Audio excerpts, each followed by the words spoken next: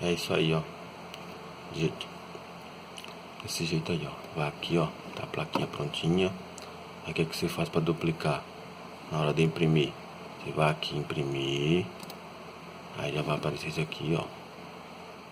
A fotinha, né? Agora o que você faz? Você vai aqui em título.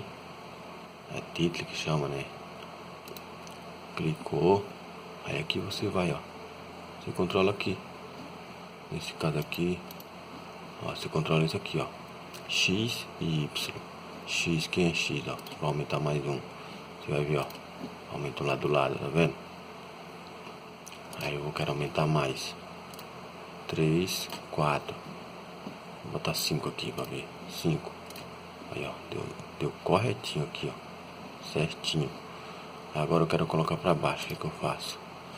Eu vou aqui, ó. Nesse daqui em Y. Aí eu coloco aqui, vamos dizer, 3, 4, vou colocar com 10. Que é pequenininha essa placa. Aqui, ó.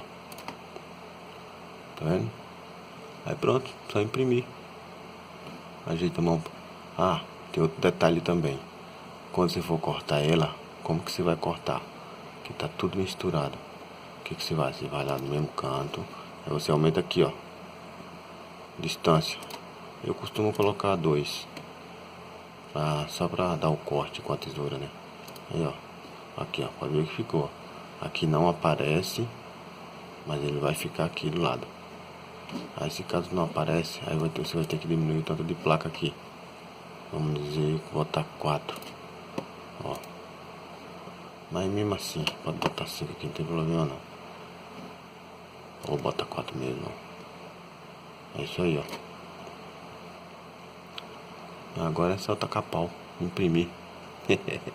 É isso aí, pessoal.